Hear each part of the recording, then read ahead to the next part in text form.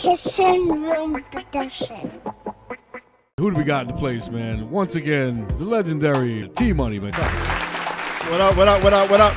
There he is. Recognize that voice. Applause. No doubt. What's going on? Flip the Script Radio in the building. T-Money in the building. How y'all doing tonight? What's happening? I know you got some stuff coming up, man. I know 2021 is looking bright for you, man. What you got going on? Well, truth be told, a lot of things are going on, man. We were supposed to be doing something, myself, Ed Lover, and Dr. Dre.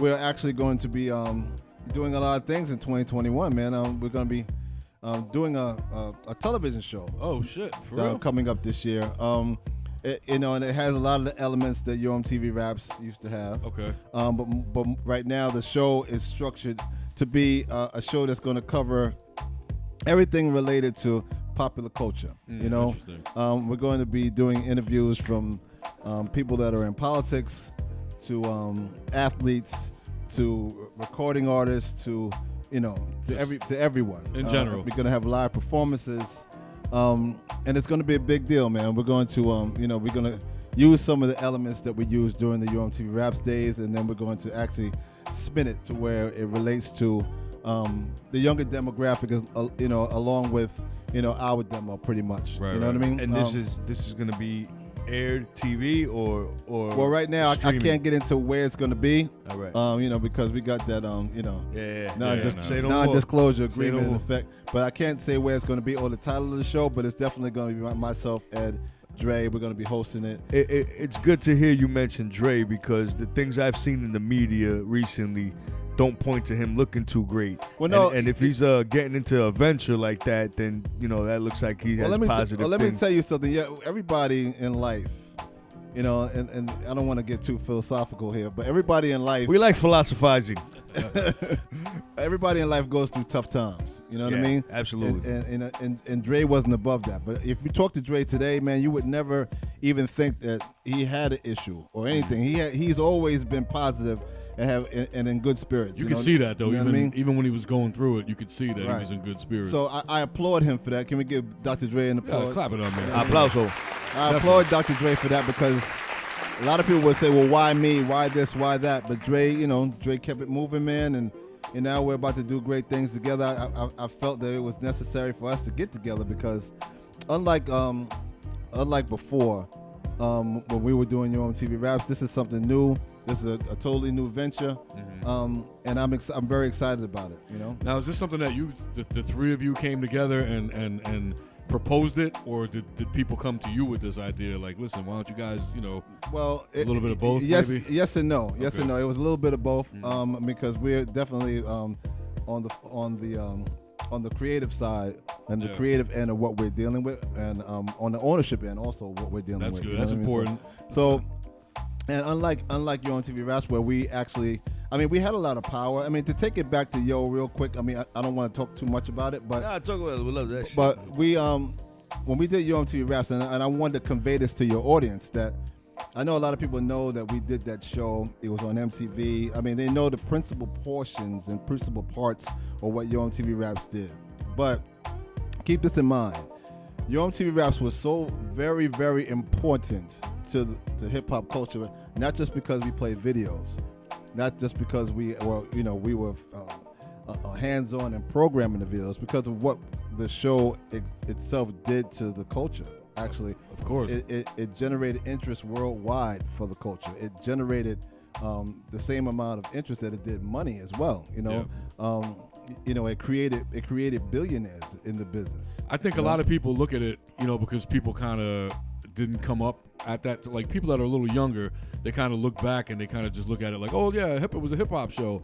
They don't realize that at the time how groundbreaking something like that was to be on that kind of level. And it's not their fault that they don't know. They no, weren't around. Of course not.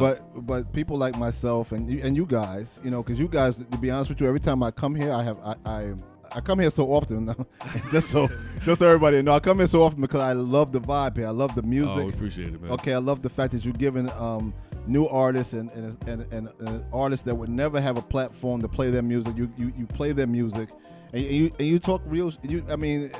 to put it in layman terms, you talk real shit, man. Yeah, we you do. know what I mean? We got no owners, we do this by our own terms, which is great. So let me finish real quick in regards to Yo. So Yo created Millionaires. They created Millionaires. This was a music that was hated when it first came out. People never even. I mean, you guys can relate that no one even wanted to hear this music. I know as a DJ, I tell off. people all the time. I remember as a DJ when you couldn't play the shit in clubs. People would talk shit, throw shit. People can't even fathom that. Me and Dre used to DJ. That's how me and Dre started. We had a group called The Concept. We used to DJ clubs and everything from bar mitzvahs to you know what I mean, to hip hop clubs. So you can pass for Jewish. I thank you very much. T-Money Steen. That's right. Listen to me. That's right. T-Money Berg. T-Money Berg. T-Money Stein. T-Money is. So we were gonna DJ an event at a university, and the club president told us that we couldn't play Run DMC. We just can't play that here. Oh shit! And I was just thrown them back. Specifically or hip hop? Well, hip hop. Like, Run DMC has Suck MCs. Right. It was a hot record. Everybody wanted to hear it, and they soloed that record out in particular. They shut it down before you even tried it. Yeah, it was crazy. So my thing is, so it went from that to now these guys are big businessmen. Big record labels, big companies, everybody making money off the culture. We're talking about clothing companies, everybody becoming rich. Yeah. Right. So that wealth empowered the culture, of course, which gave the culture a platform, which gave it a voice. And at the time, a lot of the guys back in the day when we were supporting Rock the Vote on Yo MTV Raps. Oh yeah, definitely. They gave them a platform to actually help this country pick presidents. It went from nothing to being able to actually pick a president. And I mean, it helped. I mean, we were off. Yo MTV Raps was over in 1995, but I would like to think that our influence helped elect President Obama at the end of the day. Because a lot of hip hop mega stars and mega mobiles actually helped put Obama in office. And they never would have, and I'm not gonna say they never would have been there. Maybe I shouldn't say that. But Yo MTV Raps gave them the platform. They started that. To go back to your point on that, though, I think you're right, though, because I think a lot of those political interests and stuff like that, those kinds of things didn't interest certain people in certain communities. Right. You know what I'm saying? And I think when you put it on a platform like that, people need to see that, and then they're like, oh, all right, it's cool. We can get involved with that. Right. That's how Rock the Vote was created. That was the reason. That why was the point, created. right? So what we're gonna be doing this new show. Let me get back on that. So we're gonna be doing this new show. I'm very excited about it, and we have a lot of interest. What's the checks look like? I want to know.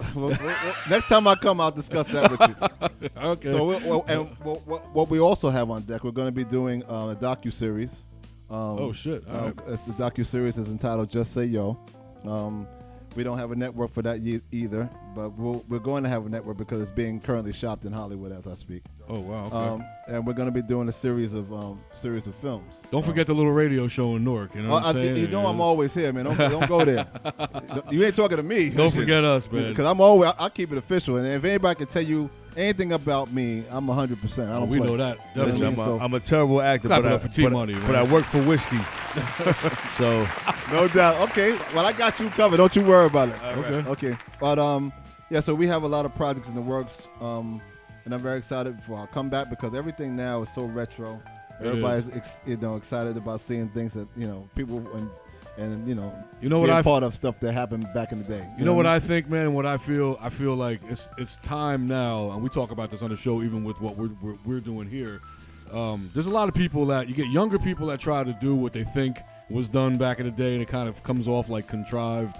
Like it's like you appreciate the effort, but then this close but no cigar type shit. Right, you know what I'm saying? Right. Then you get the guys from our era that were there that are like stuck in a time warp. Then you get those guys. Yeah, they get stuck in the early 80s. Yeah, like they haven't listened to anything since 1992. And I'm not in agreement with that. Me neither. I am. That's not why we do this. In concert with that at all. I like listening to everything new. Right. I love and support new artists. You understand? And I love the way they did their, they're doing their songs, and I don't get into the oldest thing or. That's not like we used to do it, or I don't know if I'm feeling that. Right. That's really. I mean, it's cool having it. One of my favorite parts. One of my favorite parts of doing the show is running into guys like Brain Orchestra last week. Yeah. 25 years old, Yeah, who's doing just so it that way. Yeah, in touch with what we're pushing. That's dope. Right? Like, and who came with his pop that time when we were in Tin Pan? Mad Squabbles. Squabbles. Mad Mad Squabbles. Right. Another young, and that's the other thing, man. A lot of young pop. kids they're into the culture, like they're into the real elements of the culture, Right. and a lot of people, like to paint this shit with a broad brush that there's no hope, and and I've never felt that way. My thing has always been, we dropped the ball a lot to our generation to some extent, just trying to get in where we fit in. And all of it. And the real talk, see, you know what the bad part about this whole thing is? I just had a conversation with someone a couple hours ago as it relates to how hip-hop culture, and this is sad, this is extremely, and this is depressing to me, how hip-hop culture, because we shouldn't even be having this conversation is what I'm trying to get at. It's true. Because hip-hop culture, unlike merengue or Latin music or rock and roll or it's a division, it's a divide. You're over 35, so you're kind of whack. Yeah. You understand? Because nobody messing with you. It's time for you to retire. Who retires from art? Right. They kill me with that retired. Rolling Stones. It's not a job. Mick Jagger still sell out a stadium. Right. Because there's no division there. Who do you think created that? Was it I know the industry is part to blame, of course, because they tried to turn this into kiddie music, at some point, use it to target a certain demographic. But I think the public was just as much to blame too, because they just gave up. But the public is the demographic. I was thinking about this today, and actually, we're the problem by mentioning it all the time. Well, maybe we should stop talking. I think it needs to be addressed, because I think a lot of people don't even know that we've addressed it, right? Like, you guys shut me up because I would always say hip hop's the only music genre that's compared like a sport. He still said it. I said it again. I brought it back. Well, it's kind of like this, the public, just like anything else. Like if you play a song and I know you've done this, see, not here, but I'm just saying, listening to a record on the radio, you listen to it the first time, you go, I don't know, not really feeling that. But if the radio station plays it 100 times, then you people go, in the head, right? Okay, I'm kind of feeling that now. That's why I don't listen to the radio. Programming. They program you. It's brainwashing. Yeah. So I can't blame the public, but so much it's the brainwashing. Of course, that's all they know. That's all they know. So what do you expect us to do? You know what I mean? So we have to stop separating. And I guess I'm in the right place to address this to a lot of younger hip hop artists. And I respect you and I love you and I thank you for carrying on the tradition of hip hop, the greatest form of music ever, as far as I'm concerned. Make sure that you do what you do. Make sure you don't formulate separatism, because everything that you're doing now, everything that you've gone through, every little thing that you're trying to make happen with your music, there's people who've done it before you. Right, it's all been done. And there's always, and keep in mind something, that path would have never been blazed or never been, put into place without people that came before you. I think every generation wants to reinvent. We talked about this with Brain Orchestra last week. Right. I think every generation kind of wants to reinvent the wheel, and they kind of want to reclaim something for themselves. Right. Because it's never cool to I don't know when this is part of what you're talking about as well. Right. Where we used to look up to older people, and now you got the old heads label. It's all these labels that they put on shit, and like you said, people that come up with all this terminology. Like, you never heard about anybody back in the day talking about an artist retiring. Like, it's not. Like to your point earlier, you don't retire from art. That's ridiculous. Right. You never heard anybody throwing the word relevant around. It's like, I hate when I hear all that industry created lingo, because I know it never existed at one time. No, it never did. So stop going along with all that shit is all I'm saying. Just do you. Well, listen, and you need to make sure that, or we all need to make sure that we can just try to work and make sure that the energy in the culture is not separate. It's togetherness. Right. And to speak on YO MTV Raps one more time, that was something that we preached on that show. I mean, YO MTV Raps at that time was a center, a focal point for the industry itself. Anything that would be transpire or anything that would go on in the industry, YO MTV Raps would cover it. We were like the CNN of hip hop. But you know what you also were? You were something else that's missing now too, which was what I was trying to get at earlier, where people like us that come from that era, but we've also stayed in touch with now. Right. We're extra valuable now because were tastemakers, and that's what you guys were. Right. There are no more tastemakers. Anybody could look at what somebody else is doing and follow that format, and that's why everything is the fucking same. But this is what we're gonna be doing with our new show. We need to be on this network. That's all I'm saying. We're gonna be doing this. We're gonna be doing all this on our new show. We're gonna have discussions like we're having now on our new show with new artists, with the older school artists. We're gonna be discussing the important things that go on in our culture, because keep in mind, this is our thing. Right. You understand? So let's take ownership of it. Let's address our issues. Let's discuss where we're going, how we're taking it to another level.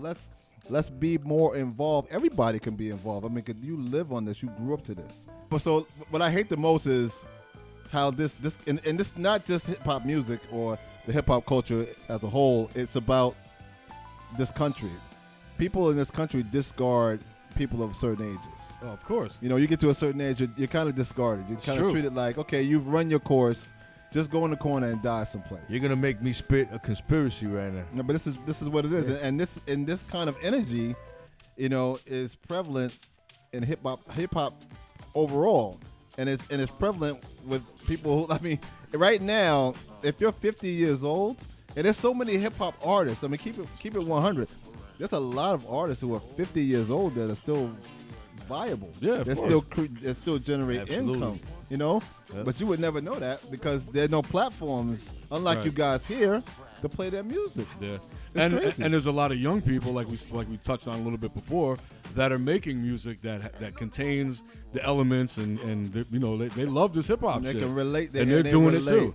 I find what happens all the time whenever I talk to, I get people that tune into the show, or you know they might finally tune in for the first time after me telling them for 5 fucking years. You know how it is. I play that old shit. I play 3 hours of brand new shit for the most part, 90% every week. Right. But they automatically equate it to being old because of the way it sounds, because scratches and samples. Right. I'm like, yo, a lot of this music is being made by younger people, man. This is not just old guys. But so that's what we're gonna be doing, man. Myself, Ed and Dre, we're putting this brand back together and we're making those things happen. I'm also doing a lot of work with my company called T450 Style and Launch. Clap it up for T450. Everybody knows about that. And we're gonna be, COVID really put a shutdown on us this year. We couldn't do events like we wanted to. We were supposed to go do Super Bowl. Oh shit! And that got canceled for us because of COVID. But we're really optimistic still because we're gonna be doing great things next year. We've agreed in principle with a company called the Pinot Project. It's a subsidiary of Pinot Noir. You guys know about Pinot Noir. Very Everybody knows fancy. about them. We have one of their male models here. I don't know if you Nell, is it? He's got the helicopter nipples. Okay. Wow. The pasties. Wow. You know what? I didn't sign up for that. Oh, that's all right. That's later. Okay. So we're gonna do a lot of events with them. We're doing my first event. Hopefully, it will be in February for Fashion Week. Okay. We're doing that with New York City Live and Exposure Media, and it's gonna be a big deal. So I'm excited about that union. Oh. Yeah, but the show's gonna be dynamic, man. I really am excited about it because you know how charismatic we are together. That's what I was gonna say. You know the personalities work together. So I mean that's been proven. We already got the chemistry. We're also gonna have guest hosts on the show as well. So the guest hosts can be from Megan Thee Stallion, the Cardi B, the Snoop Dogg. It could be, and we're gonna bring in a whole bunch of people, man. We're gonna go from interviewing President Biden, to Cardi B, to a whole bunch of people. So we're gonna have an array of guests, man. Our guest list is gonna be sick. Keep me in mind as I want to be like the guy in the street. I want to be like Crazy Sam. Well, who didn't you guys have on the show when you guys did MTV? Yeah, Mel Gibson. We had Jada. Did you have Mel Gibson? Yeah, we had Bill Cosby. I don't remember that. We had one of the greatest episodes of YO MTV rap history. We had James Brown. Oh man, we did the Ed Lover dance with Ed Lover. Oh shit! Oh, I remember that. I created the Ed Lover dance, by the way. Just letting you know. Controversy. Yeah, no, it's true. It's real talk. Ed'll tell you. Okay. Yeah, I told him. I said, listen, you got to do this every Wednesday too, man. I remember every Wednesday. And the world, he said, no, I don't know. I said, my man, trust me. They'll love it. You was the one that was doing the skits anyway. Yeah, I did a lot of the skits, man. Yeah. I came out as the real Michael Jackson, Low Level Joe, the Nubian. We're gonna do a lot of that kind of stuff Low-level too joke. on the show too. We're gonna do a lot of comedy stuff. We're gonna go all out on this. I'm telling you. Damn. You know what I mean? And we also are actually talking about actually doing a couple of movies too. So Okay. yeah, we're actually with my strategic partners, Old House Productions. Peace out to Michael Alden and Ian Holt. I'm going to be working with them on a movie called Cursed, actually. Oh shit! Is it Teo's life story? No. I'm blessed. Oh wow. No, unfortunately for him. Fortunately for him, it's not. It's not his life story, but it's a movie with Mickey Rourke and Lindsay Lohan. Oh starring wow! in it. Mickey Rourke's one of the greatest of all Yeah, time. Mickey's. You ever meet him before? Or? No. I'm going to shortly. Man, So I wish he would just stop messing with his face, man. Lindsay Lohan's alive. yeah, she Yeah. is. She's Okay. alive and well. I don't think she lives in the States. But Really? they're gonna be doing this movie. The movie's gonna be spectacular. Do I have barbecue sauce on my shirt? That's all right. Oh man, It keeps it realistic. You know I what? have some, Now this jacket is special to me. That's right. Forget the fact that it's Sean John. Don't ever wash Now it. it's special, right?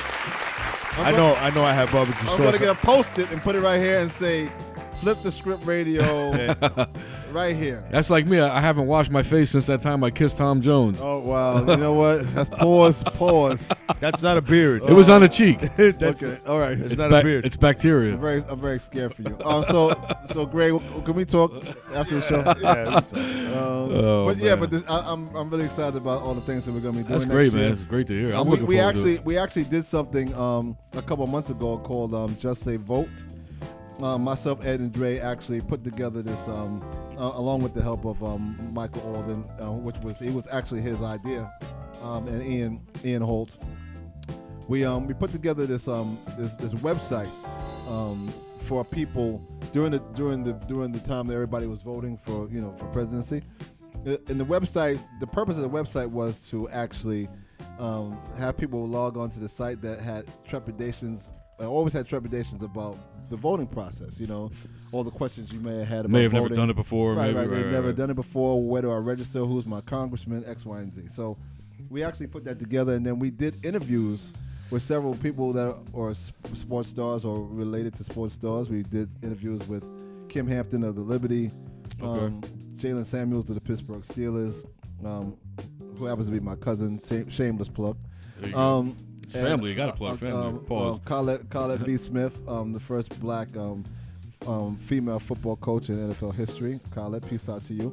And so it was really great, man. I mean, and we got and this kind of like helped spark our comeback because we got a lot of responses from that. Yeah, You know what I it's mean? motivating, right? Yeah, it was great, man. So, and because we've always been doing stuff individually. I've been here like 3 times already. Mhm. Promoting my brand, and Dre's been doing his doing stuff. Right, he's on right now. He's on With he's on- LL, right? He's on he's on Rock the Bells right now. That's what's up.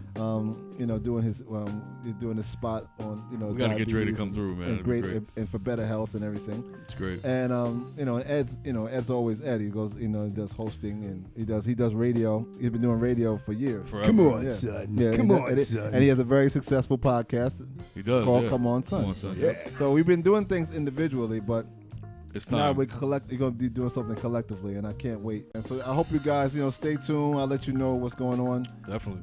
moving forward, and keep on keeping on, man. You're always welcome. You got to get all 3 of you guys to come back through, man, that'll and be chop it up. If I can get, we can get all 3 of us to here. That'll be amazing. I used to play back in the early '90s a spot in Jersey called the Red Parrot, and Ed used to come there a lot. I don't know if you remember that. Yeah. Broad Street in Elizabeth. Yes, sir. Hey, no. And what's up now?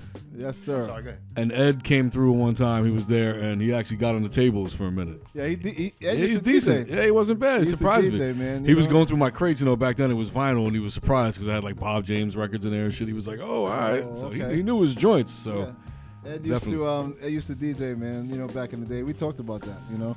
'Cause all of us, me, Dre, and Ed, actually DJ. Yeah. Me and Dre DJed a lot, man. We came up in Long Island with a group called The Concept. I think I made mention to it earlier, and from there, that took us to fame and fortune, man. really, Yeah, around man. the world. Yeah, of course, man. Because when we DJed at all these colleges and everything, and then when we graduated high school. When we graduated high school, Dre went to Adelphi University, and I went to New York Institute of Technology. You know, my thing was if I didn't make it in sports, I was going to actually do music. And Dre actually had got a scholarship offer from Cornell, actually. Really? Yeah, Dre was a pretty smart guy. You know what I mean? So. But that was before Def Jam. That was way before Def Jam. You know, when we started going so to college. So you guys traveled and did all of that before Def Jam? Way before Def Jam, bro. Come on. We were doing parties, you know. But when you was mentioning it, I'm thinking it's the local scene. No, we were doing parties all over the place in high school, man. You know what I mean? We had our own, you know, we were building speakers in our basement. You know, I mean, this is real stuff. That was the thing back then, definitely. So once we went to college, you know, Dre had a great. It was a great thing that Dre had a class. He had an African Studies class, and in that class was Bill Stephanie, the former president of Def Jam, Harry Allen, right? I gotta ask him, and Chuck D. Oh wow! So that union allowed us to go on to do college radio at WBAU. Shout out to BAU. One of the greatest radio stations. Definitely. Ever. No doubt about it. We'll get into that some other time, but so then we did a show called The Operating Room starring Dre, and the rest is history. Then Rick Rubin heard our demo. Well, actually, it was a radio promo. It wasn't even a demo. Knowledge Me was a radio promo. Really? Yeah. Huh. And he wanted to sign us to a deal. Wow. And then our career took off from there. That's a classic joint right there. Yeah, man. If you're not up on Knowledge Me, go look it up. Yeah, Knowledge Me was ill, man. We were part of that whole conglomerate of artists that just kept coming out during that time period with different sounds. So we didn't want to do the same thing. So how about that idea, right? Be different. It's kind of the opposite now, right? Well, yeah, and now now you got to be the same. No, everybody's not different now. It's so crazy, but you know what? Being different is gonna be the thing again. Right. Everything is just gonna come full circle. Right. So Keith Shockley of the Bomb Squad came. You know, we used to hang out all the time. You know, Keith's a great friend, man. I've known him since 1983.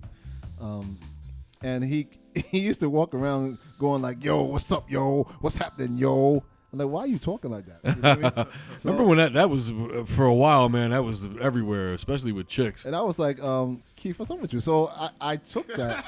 I was bugging because that was funny to me. So I took that and put that together, not in a rhyme form, but like to put together a song called "Knowledge Me." So, right, man. And the song was taken off, and especially in California. Yeah, I seem like it got a lot of West Coast love. Yeah, right? Got a lot of West Coast. Why is that though? Because if you listen to the song really close, I use gang terminology in the song. Oh, okay. Unbeknownst to us, you didn't even know. We're not from California. Didn't know anything about the gangs in California. I mean, we dealing with New York gangs. You know what I mean? And it got a lot of love out there because a certain set of gangs. Or it was like, yeah, I'm feeling that. That's my song. They were like, he talking to us, fool. He talking to us, right? How about that? And so we couldn't get radio play because when they realized what was going on, oh shit, they pulled it off the radio. Meanwhile, you had no idea. So yeah, now they're looking at you like you put it there on purpose. Yeah, and now we sitting there stuck for a second, like, oh, okay. So we had other singles. We had Pump That Bass, and we had other songs. Pump That Bass did really well. That was another ill joint. Down in Miami, and of course. Actually, Dr. Dre is the founder of bass music. My partner, Dr. Dre, is the founder of bass music. I remember when we got the Roland 808, and Dr. Dre was in the studio with myself, Kenny Wallace, the engineer, and that's where it was created. So kudos to Dr. Dre again, and applause for Dr. Dre. Man, give it up for Dre, man. He doesn't get mentioned enough at all. No doubt, man. Respect him.